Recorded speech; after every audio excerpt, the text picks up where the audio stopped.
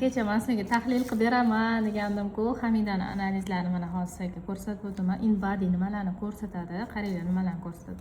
Birinchi o'rinda bu suvdagi tanadagi suv miqdorini ko'rsatadi. Bularda norma chiqqan, ya'ni suv normada ichadilar. Kam ham ko'p ham bo'lib ketmasligi kerak, normada chiqqan. Bu yoqda esa mushaklardagi oqsil, ya'ni o'sha proteinni ko'rsatadi. Bu 7.9 chiqqan, 7.2 dan 8.8 gacha bo'lishi kerak. Yaxshi, demak bularda mushak bor, mushak saqlanib qolgan. Mana bir xil ozod mushak hisobiga yozib ketib qoladi-yu, unaqa emas. Bularda hozircha mushak bor. Keyingisida esa mana bitta ko'rsanglar bo'ladi, mineral nimani ko'rsatadi? Bu suyaklardagi kalsiy, fosforlarni, minerallarni, suyak zichligini ko'rsatib beradi. Bularda juda ham yaxshi. Agar bu past bo'lsa, osteoporoz bo'lishi mumkin, har xil mana bu vitamin D tanqisligi bo'lishi mumkin, tanada har xil holat ketayotgan bo'lishi mumkin-da, mineral agar yetishmasa, mana shunaqa narsani ko'rsatadi. Keyingisi esa mana bitta jirni ko'rsatadi. Tanada necha kilo jir bor? Bu yoqda qaranglar, 23.4 kilo tanalarda yog' bor. O'zi 10,5 mana 16 dan 17 gacha bo'lishi kerak bularning bo'ylariga nisbatan, lekin tanalarida ortiqcha yog'lari ko'proq deb ko'rsatyapti. Mana bitta ko'rsatyapti, veslarni 63 da hozirgi veslari. Bularda idealnisi 45 dan kami 61 oralig'igacha bo'lishi kerak. Primерно 55 bo'lsa ham idealniga tushib oladi bular. Undan keyin esa mana bitta vesni qaranglar. Vesni 63.7 boya ko'rsatdim.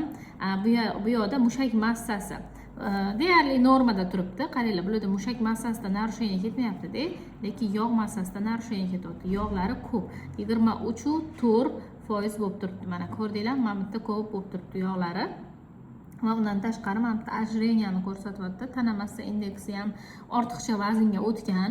Mana normada emas-da, o'sha ortiqcha vazn va undan keyin semizlik 1-daraja, 2-daraja, 3-daraja mana shunaqa bo'lib ketadi. Bu hozir bularda normadan oshgan. Keyingisi esa bu yoqda yog'ni ko'rsatyapti. Bu yoqda 36.8 ko'rsatyapti. Ko'rdinglarmi? Normadan baland 18-28 oralig'ida bo'lishi kerak-da. Biz tanada yog' bo'ladi 36.8% yog' bo'lib ketyapti. Ko'rdinglarmi? Juda ham ko'p yog'. Bu yoqda esa tanani aynan qaysi qismida yog' ko'p tashkil qilgan shuni ko'rsatadi. Bu yoqda mishsani ko'rsatyapti. Mushaklar hammasi normada. Chunki nimaga desanglar, bu yoqda protein normada chiqdi va mushak massasi normada chiqdi-ku, shuni hisobiga hali mushaklaridan ketmagan. Zo'rda mushak normada. Lekin bularda mana qo'llarda va qorinda kuchli, mana qo'llar, qorinda kuchli semirish bor. Bu degani 1 kilo 700 gram bitta qo'llarida yog', 1 kilo 600 gram bitta qo'llarida yog', qorinlarida 11.9 kilogram yog'lari bor. Ko'rasizlar, mana bitta ko'rsatib o'tadi-da bu narsani. Sababini aytaymi? Sababi bular правильное питаниeni buzib qo'ydilar, qishloqlarga ketdilar. Rosa u yoqda non, xamir, hamma narsa aralash ketib qoladi. Mana shuni hisobiga shunaqa bo'ldi. Endi ko'ramiz. Menga va'da berdilar, xudo xolisa harakatimni qilaman, o'zim holatimga qaytaman Xurshid oppa dedilar. Xudo xolisa yana solishtiramiz. Solishtirganimizda mamtada mana bugungi 4-chisloda tushdilar-ku. Mana 4-chislodagisi keyingisini ko'rsatadi. Qancha vesdan ketgan, yog'dan ketgan, mushakdan ketgan, mana mamtada keyingisini ko'rsatib o'tadi. Undan keyin esa bu InBody apparatni o'zi bularni tanalarini baholayapti, 68% baholayapti. 90% gacha idealniy bo'ladi. Agar 80% gacha bo'lsa, yaxshi bo'ladi. Bularniki уже 70 dan ham past-da. Bu degani уже zo'r emas, qoniqarli deb baholayapti. Sababi bularda to'g'ri mushak massasi bor bo'lgani bilan ham, lekin tanalarda yog' massasi ko'proq. Shuni baholab beradi. Undan tashqari hujayralarni, membranalarini, hujayra tuzilishlarigacha ko'rsatib beradigan ko'rsatkich hujayralarida zo'r turibdi. Mana 5.5 dan yuqori bo'lishi kerak-da. Shu 5.5 da turibdi bularda hozir. Undan tashqari mana kontrol vesda bu yoqda qaranglar. Idealniy vesing deyapti, 53 ga tushishing kerak dedi. Minus 10 kiloyu 700 gram vesdan ketish kerak deyapti. 11.2 yog'dan ketish kerak deyapti. 500 gram mishsa qo'shilishi kerak. Shunda sanda mana bu narsa normaga keladi deyapti. Sraz maslahatini ham berib ketyapti-da.